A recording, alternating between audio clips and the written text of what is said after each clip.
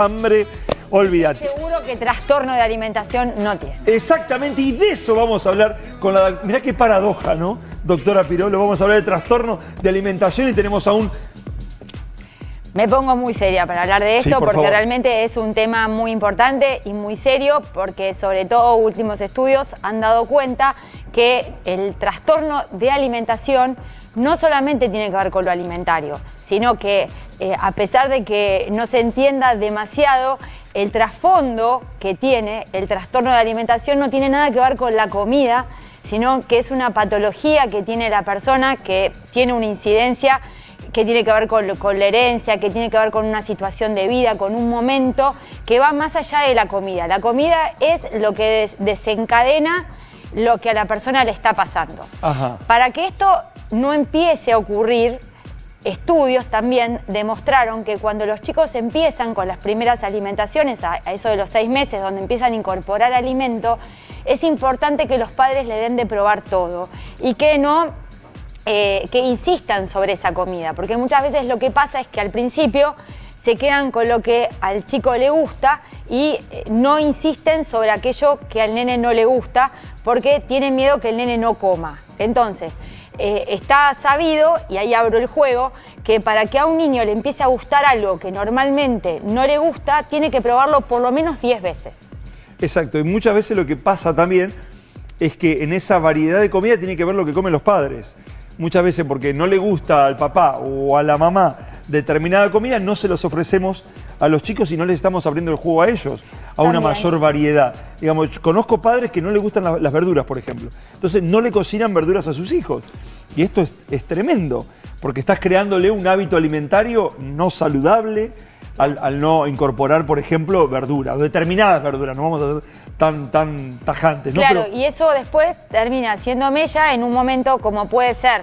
Uno marca la adolescencia como un momento importante de crisis o de una primera crisis en la vida de una persona, donde se produce una diferencia importante muchas veces entre la psiquis y lo físico, que es donde muchas veces, y sobre todo esto puede pasar más a veces en las mujeres que en los hombres, el desarrollo hormonal y sexual y físico se empieza a diferenciar de a lo mejor una cabeza de niña, porque se empiezan a ver con un cuerpo más de mujer, empiezan a tener desarrollo mamario, se empiezan a ver con pelos, se empiezan a ver que se desarrollan y que empiezan a tener su primera menstruación, y a lo mejor en su inconsciente o en su cabecita todavía siguen siendo muy chicas y muy nenas, y no se produce esta comunión entre lo psíquico y lo físico, que hace que a veces la psiquis no reconozca lo físico, y esta intención de pertenecer y no sentirse ni niña ni mujer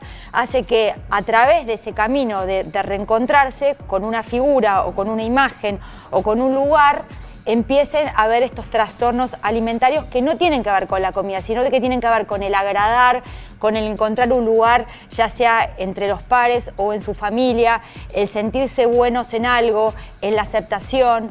Sobre todo hoy en día, viste que el tema de las redes sociales pone o hace mucho hincapié en que la belleza pasa por la delgadez extrema. Exacto. O que pasa porque si sos flaco vas a ser exitoso. Entonces, cuando en ese camino encontrás una persona que está en un momento de crisis personal y donde busca agradar, siempre con una predisposición que hay a esto, porque no cualquiera tiene trastornos alimentarios. Esto es algo que también se vio, que hay una predisposición para que esto ocurra. exacto. Entonces, pero ahí mucho termina. tiene que ver lo que decías al principio, nosotros como padres. Esta cosa de que muchas veces vos querés que coma, y entonces decís, bueno, no le gusta la calabaza y no se la doy más. No, insistir.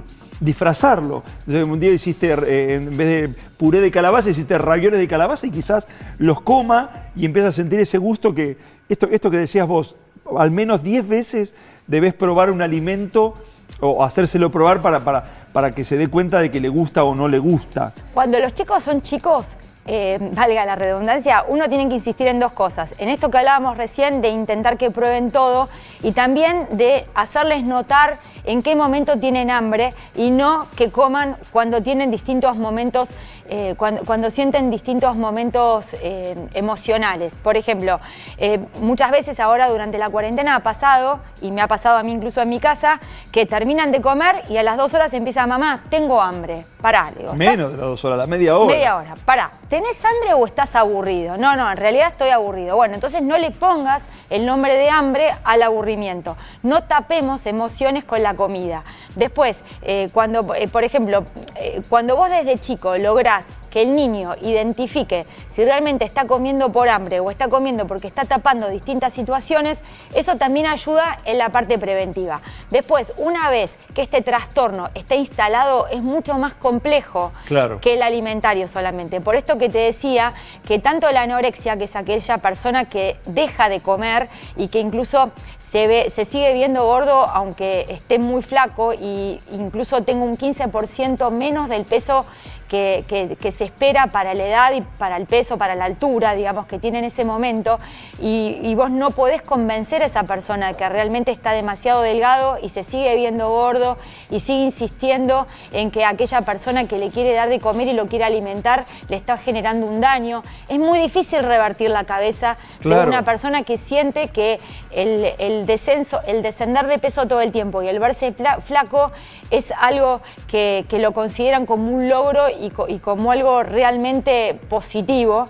El tratar de convencer a esa persona que se está enfermando, que se está haciendo daño, que no es bueno no comer, que es mucho más grave de lo que a veces ese niño o ese adolescente piensa.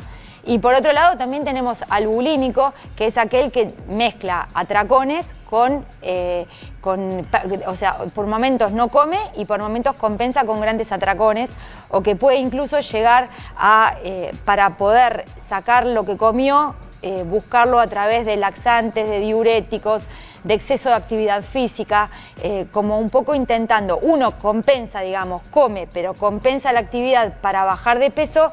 Ahí no se nota tanta la delgadez extrema, pero tiene también, que ahora te voy a mencionar 2 o 3 puntos que son importantes a tener en cuenta, y el anoréxico que directamente consume su propia masa muscular y que puede llegar a tener una anemia. Las nenas que recién comienzan a desarrollarse pueden perder su menstruación por falta de grasa, porque es necesaria en ese momento de desarrollo el tener grasa suficiente para poder menstruar. O sea, hay cosas que parecen que solamente tienen que ver con los kilos, pero que terminan en detrimento de su salud. El bulímico, el vómito exacerba lo que tiene que ver con el aumento de la acidez, no solamente a nivel del estómago, sino que produce la dentición, una erosión que no es normal, que empiezan a tener pérdidas dentales incluso por esta erosión. Pueden tener pérdida también de un montón de minerales y que son necesarios.